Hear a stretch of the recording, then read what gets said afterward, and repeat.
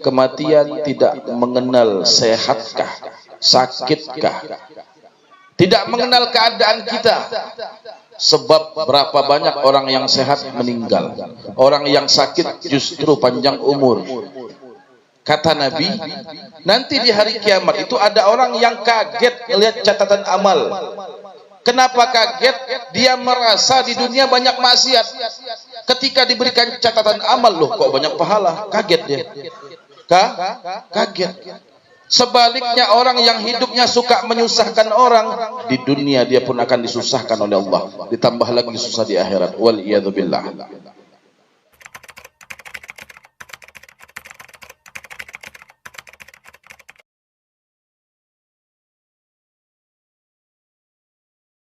Assalamualaikum warahmatullahi wabarakatuh. Saya Gus Aldi, ajak kepada seluruh kaum muslimin dan muslimat untuk mensubscribe channelnya Aswaja Handil, ya.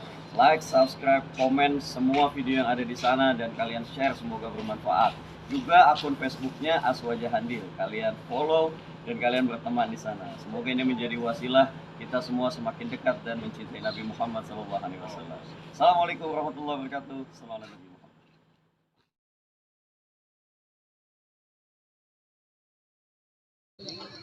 Bahwa kita pun ini semua akan meninggal dunia.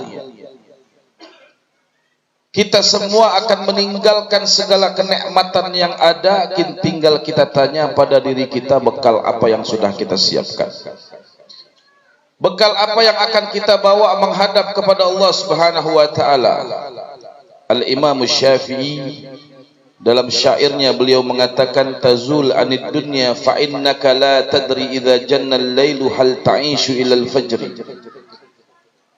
Kata Al-Imam Syafi'i, kita ini semua akan meninggalkan dunia. Fa innaka la tadri, dan engkau tidak akan pernah tahu, kata Imam Syafi'i, idza janna al-lailu hal ta'ishu ila al-fajr.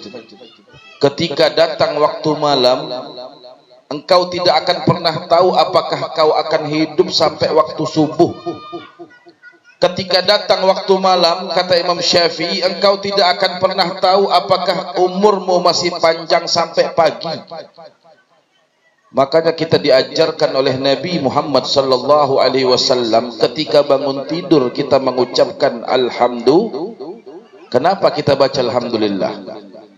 Karena kita masih diberikan kesempatan oleh Allah Subhanahu wa taala untuk hidup. Makanya para ulama mengatakan an-naum nisful maut, tidur itu setengah kematian. Karena orang ketika dia tidur tidak ada jaminan dia bisa bangun. Sebab itulah Nabi sallallahu alaihi wasallam menganjurkan kita untuk selalu berwasiat setiap tidur, karena tidak ada jaminan. Fa idza janna al-lailu hal ta'ish ila al-fajr, kata Imam Syafi'i. Kam min sahihin mata min ghairi illati wa kam min sakimin ashahinum min ad-dahri. Di lanjutan syair Imam Syafi'i mengatakan, berapa banyak orang itu sehat walafiat, sehat badannya, sehat jasmaninya, dapat kabar tiba-tiba inna lillahi wa inna, apalagi zaman corona sekarang ini ya, orang banyak mati mendadak, orang banyak yang meninggal tiba-tiba. Malam-malam masih ngopi duduk sama kita, pagi-pagi dengar kabar inna lillahi wa inna ilaihi raji'un. Wa kam min sakimin ashahinum minad dahri, dan berapa banyak pula, kata Imam Syafi'i, orang yang sudah sakit-sakitan bertahun-tahun di atas kasur, panjang umurnya. Umurnya panjang. Artinya dari pesan ini, kata Imam Syafi'i, kematian tidak mengenal sehatkah, sakitkah, tidak mengenal keadaan kita. Sebab berapa banyak orang yang sehat meninggal, orang yang sakit justru panjang umur. Wa kam min fata asbaha wa amsa dhahikan faqad nusijat akfanuhu wa huwa la yadri. Berapa banyak pula, kata Imam Syafi'i, anak muda pagi-pagi masih ketawa, sore-sore masih ketawa, padahal kata beliau kain kafannya sudah disiapkan untuk dia pakai besok. Malam-malam masih ketawa-ketawa, besok dapat kabar innalillah. Artinya apa? Artinya kematian tidak mengenal usia. Entah dia tua, entah dia muda. Sehingga kita hidup ini perlu persiapan untuk menghadap kepada Allah Subhanahu wa taala. Dan Nabi sallallahu alaihi wasallam dalam hadis mengatakan al-kayyis man dana nafsahu wa amila lima ba'dal maut. Kata Nabi Muhammad, orang pintar itu orang yang selalu introspeksi diri, orang yang selalu melihat kekurangan dalam dirinya, orang yang selalu melihat aib. Kita ini maaf kadang-kadang aibnya orang kita kelihatan, tapi diri sendiri nggak kelihatan. Betul nggak? Betul Pak? Kita ini kalau keburukan orang, oh cepat betul. Iya, langsung buat status aibnya fulan bin fulan, diupdate-nya di Instagram, di WhatsApp, macam-macam. Tapi lupa segudang aib yang ada dalam dirinya. Makanya kata Nabi, orang pintar tadi orang yang selalu melihat kekurangan dalam diri, selalu introspeksi diri, selalu bermuhasabah, wa amila lima ba'dal maut. Dan orang pintar kata Nabi, poin utamanya selalu beramal untuk menghadapi hari kematian. Nah, ini pesan kita kumpul pada pagi hari ini adalah pesan kita hidup ini tidak akan lama di dunia. Makanya dalam syair lain Imam Syafi'i juga mengatakan faman asya alfan au alfaini falabudda min yaumin yasiru ilal gabri. Sepanjang apapun umur seseorang kata beliau, mau dia punya umur 1000 tahunkah, mau dia punya umur 2000 tahunkah, pasti akan berjalan ke kuburnya kata Imam Syafi'i. Maka jangan pernah kita merasa aman, jangan pernah kita merasa tenang. Yang penting kita siapkan bekal untuk kita menghadap kepada Allah Subhanahu wa taala.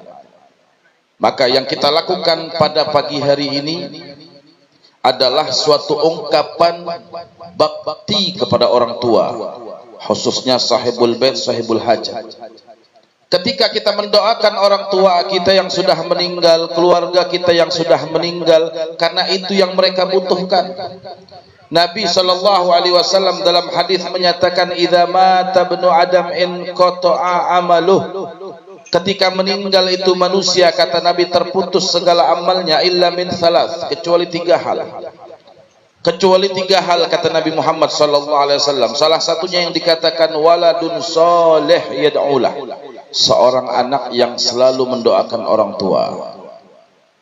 Alhamdulillah kalau kita punya orang tua masih hidup, bersyukur. Kalau kita punya orang tua, keluarga, kaikah, nenekkah, siapa itu sudah meninggal, kita doakan mereka. Karena itu yang mereka butuhkan, dan terlebih ketika kita mendoakan orang tua kita, kita mendapat predikat anak yang soleh. Karena anak soleh itu kata Nabi selalu mendoakan orang tua. Nah, ini yang perlu kita ketahui. Ulama mengatakan salah satu penyebab orang itu susah rezekinya, salah satu sebab orang itu sempit rezekinya, susah hidupnya, usaha bontang-banting tidak selesai-selesai, nggak dapat duit.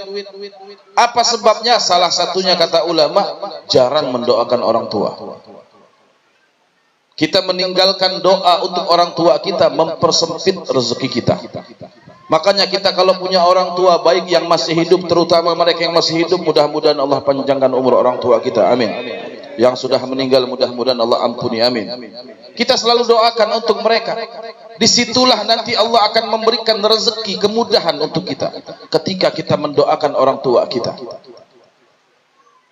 Dalam satu hadis Nabi sallallahu alaihi wasallam bercerita bahwa nanti di hari kiamat ada seseorang ketika dihisab oleh Allah Subhanahu wa taala diberikan catatan amal, karena kita semua ini akan diberikan catatan amal. Allah sebut fa amma man utiya kitabahu biyamini fasawfa yuhasab hisaban yasira. Orang yang ketika di hari kiamat diberikan catatan amal dengan tangan kanannya, hisabnya akan dimudahkan oleh Allah Subhanahu wa taala, masuk ke dalam surga, disebut dengan ashabul yamin. Mudah-mudahan kita semua menjadi ashabul yamin. Amin. Sebaliknya kata Allah, wa amma man utiya kitabahu wara'a dhahrih, orang yang diberikan catatan amal dengan tangan kiri dari balik punggungnya. Kenapa dari balik punggung? Karena kata ulama, tangan kanannya diikat ke leher. Ini nanti di hari kiamat akan terjadi. Jangan sampai kita menjadi salah satunya. Tangan kanan diikat ke leher, tangan kirinya ke belakang begini nih. Sehingga dia hanya bisa menerima dengan tangan kiri dari belakang. Apa akibatnya kalau dia menerima catatan amal dari tangan kiri dari belakang? Fasaufa yad'u thubura. Dia adalah orang yang celaka. Tempatnya di neraka. Wal iyadu billah min dzalik. Maka catatan amal itu akan dibagi satu persatu daripada kita akan mendapatkan catatan amal. Kita akan melihat amal kita yang sudah kita lakukan semasa hidup di dunia. Kata Nabi, nanti di hari kiamat itu ada orang yang kaget melihat catatan amal. Kenapa kaget? Dia merasa di dunia banyak maksiat. Ketika diberikan catatan amal, loh kok banyak pahala? Kaget dia. Kaget. Loh, kita akan dilihatkan sesuatu amal kita. Terhitung sejak kita balik sampai kita meninggal. Tertulis semua. Amal-amal yang sudah kita lakukan, amal baik maupun amal buruk. Maka dia kaget, loh kok banyak pahala. Dia tanya sama Allah Subhanahu wa taala, ya Rabb, anna li hadza. Ya Allah, perasaan dulu saya tidak banyak ibadah. Perasaan dulu saya tidak banyak taat. Perasaan dulu saya tidak banyak melakukan pahala. Kok di catatan amal pahala saya banyak? Apa kata Allah Subhanahu wa taala? Allah mengatakan bistighfari waladika lak. Hal itu kata Allah diberikan pahala sebab istighfarnya anakmu untukmu. Sebab anakmu selalu mendoakanmu. Sebab anak cucumu mengirimkan pahala untukmu kata Allah Subhanahu wa taala. Nah, inilah gunanya pada pagi hari ini kita berkumpul mendoakan mereka yang sudah meninggal. Karena itu yang mereka butuhkan nanti di hadapan Allah Subhanahu wa taala.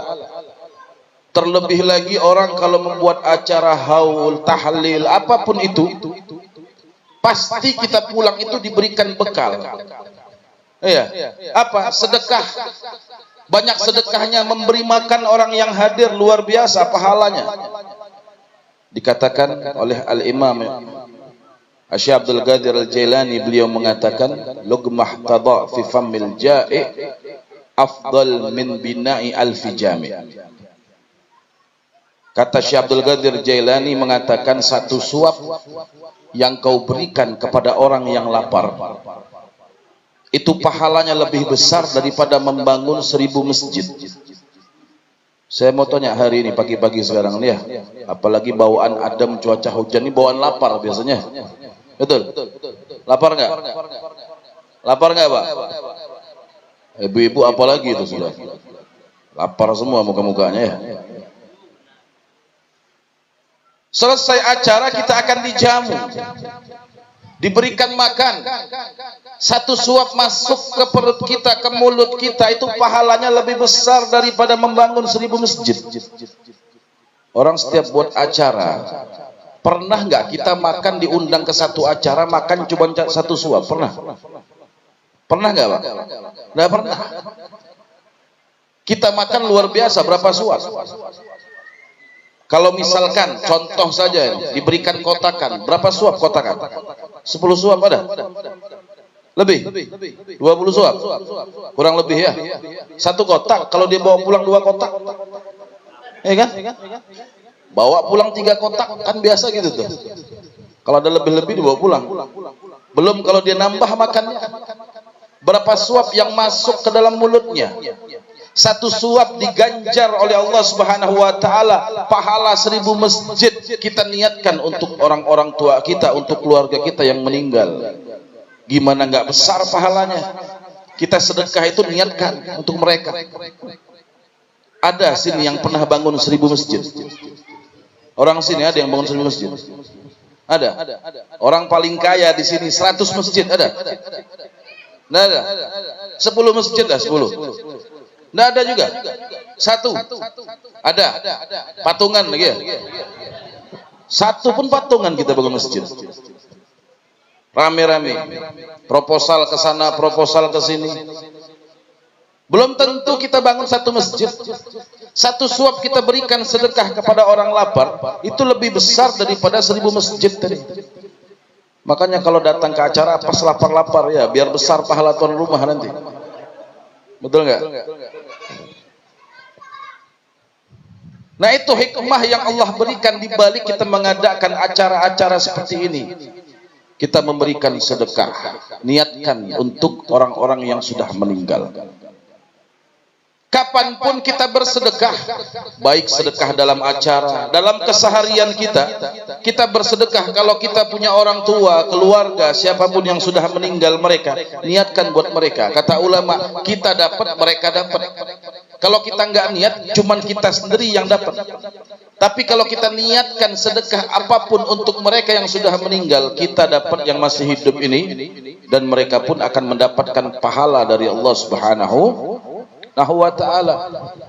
Makanya dikatakan rahmatullah luas, rahmat Allah itu sangat luas, tidak menutup kemungkinan Allah berikan pahala untuk mereka yang sudah meninggalkan kita, dengan doa-doa yang kita panjatkan, dengan sedekah yang kita keluarkan, dengan bacaan Al-Quran yang kita bacakan, dengan istighfar yang kita mintakan kepada Allah Subhanahu wa ta'ala, niscaya Allah akan ampuni mereka yang sudah mendahului kita.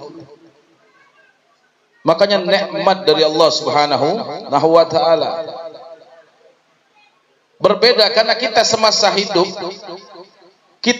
hidup bekal kita yang kita kumpulkan, kita belum tentu bisa memberikan kebaikan ketika sudah meninggal nanti, kecuali kita punya amal jariyah, kecuali kita punya ilmu yang bermanfaat kita berikan. Berbeda dengan Nabi Muhammad sallallahu alaihi wa ala alihi wasallam. Nabi itu semasa hidupnya, setelah meninggalnya manfaat buat kita. Karena sudah janji dari Allah Subhanahu wa taala, wa ma arsalnaka illa rahmatan lil alamin. Nabi itu rahmat untuk alam semesta, rahmat untuk kita semua. Walaupun kita hidup di zaman yang tidak sezaman dengan Nabi Muhammad, rahmatnya sampai kepada kita, berkahnya sampai kepada kita. Makanya dikatakan dalam satu hadis, Nabi mengatakan, hayati khairul lakum wa mamati khairul lakum. Kata Nabi, hidupku kebaikan untuk kalian, matiku pun kata Nabi kebaikan untuk kalian semua. Kalau kita belum tentu, ada orang itu yang hidupnya keburukan untuk orang, dia mati orang baru senang. Betul nggak? Ada orang yang seperti itu. Ada orang itu yang dikatakan suatu hari Siti Aisyah berkata kepada Nabi Muhammad, ya Rasulullah, fulan bin fulan meninggal, sudah istirahat. Kita kan suka ngomong begitu tuh kalau ada orang meninggal ya, kembali ke tempat peristirahatan terakhir. Orang meninggal itu belum tentu istirahat. Kalau dia banyak amal baru istirahat namanya. Kalau amal tidak ada, kurang bekal, bukan istirahat, tambah capek di kuburnya. Ada orang itu yang dikatakan oleh para ulama, mereka istirahat ketika mereka membawa amal. Iya, mereka istirahat di kuburnya. Tetapi mereka yang kurang amal, apalagi semasa hidup suka mengganggu orang, apalagi semasa hidup suka menyakiti orang.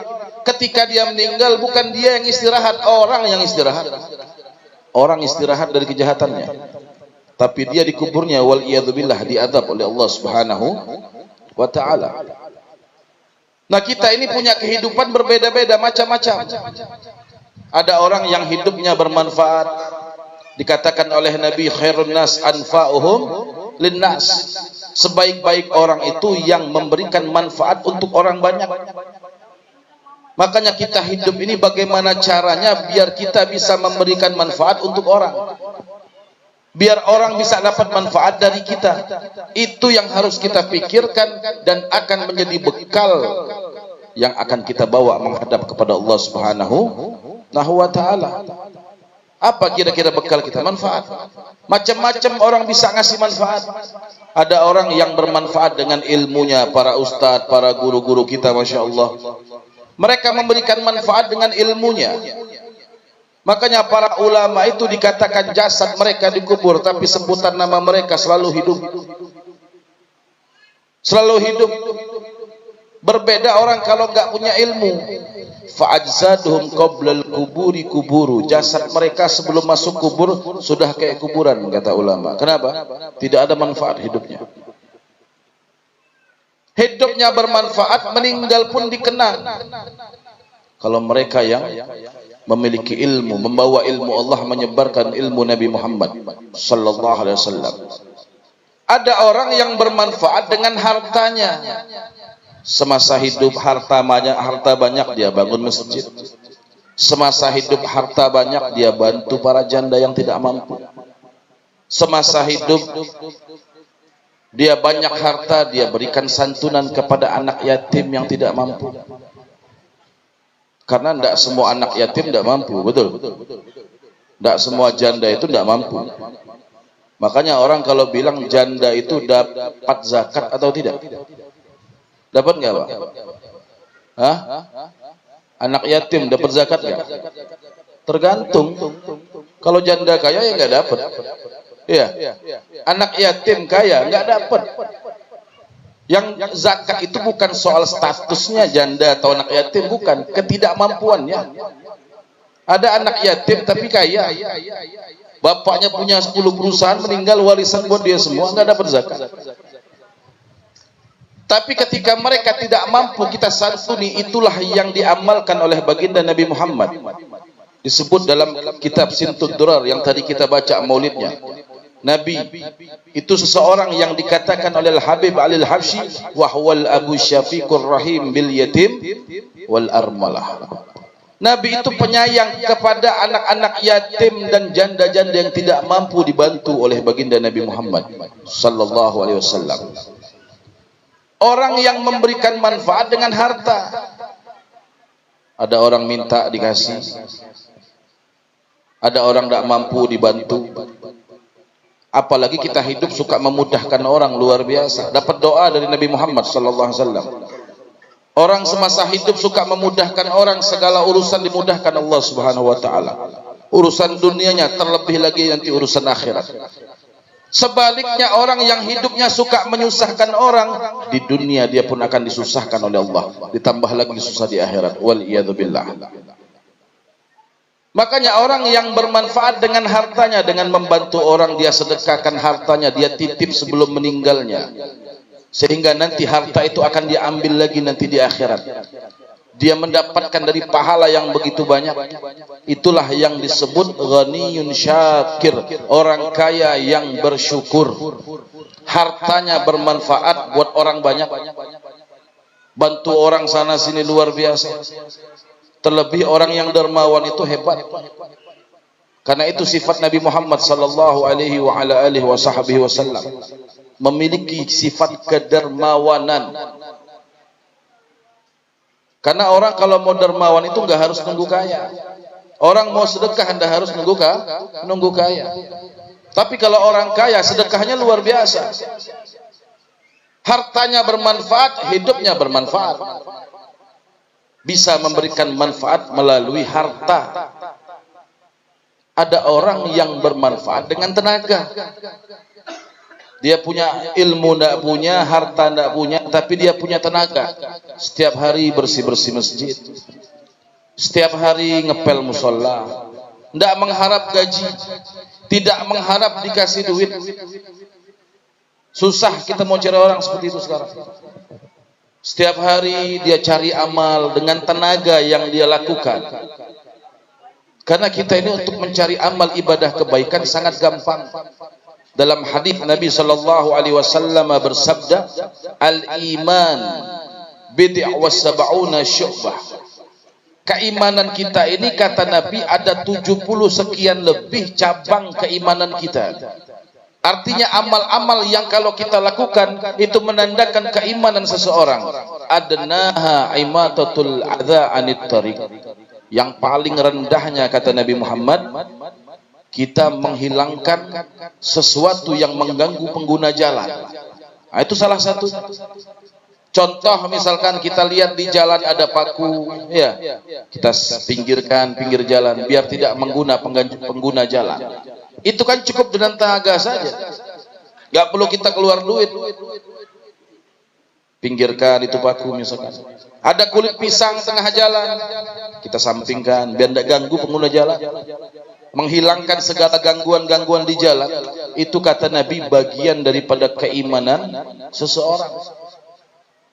Cuma kita angkat, pahalanya besar luar biasa. Ada kotoran di jalan, kita pinggirkan biar tidak ganggu pengguna jalan. Besar pahala. Kenapa? Bermanfaat hidupnya. Dia dapat memberikan manfaat pada pengguna jalan. Tidak butuh ilmu, tidak butuh harta, cukup tenaga.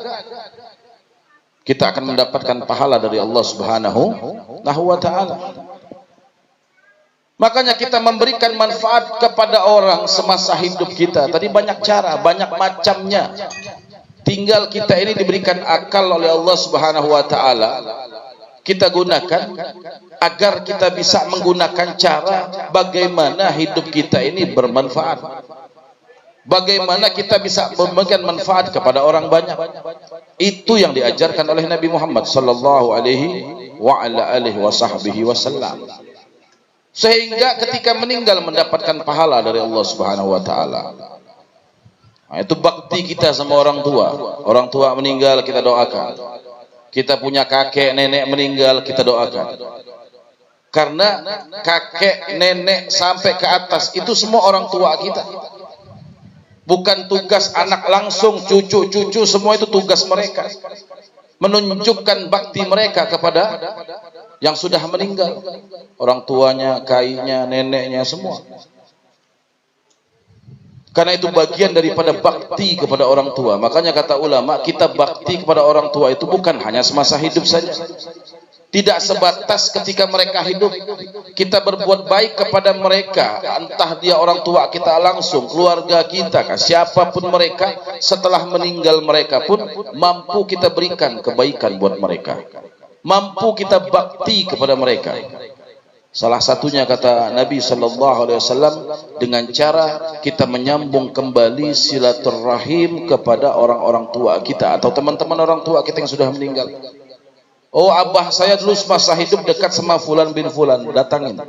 Sambung lagi silaturahim.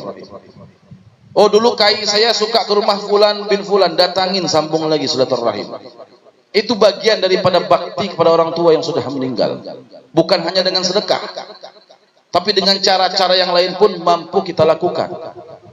Karena bakti kepada orang tua luar biasa. Allah janjikan bahkan kemaksiatan terbesar yang diancam oleh Allah Subhanahu wa taala ketika orang itu durhaka kepada orang tua. Wal iyadzubillah min dzalik. Sebagaimana bakti kepada orang tua mampu kita lakukan semasa hidup mereka ataupun setelah meninggal mereka, begitupun durhaka kepada orang tua dapat dilakukan semasa hidup ataupun setelah meninggal mereka.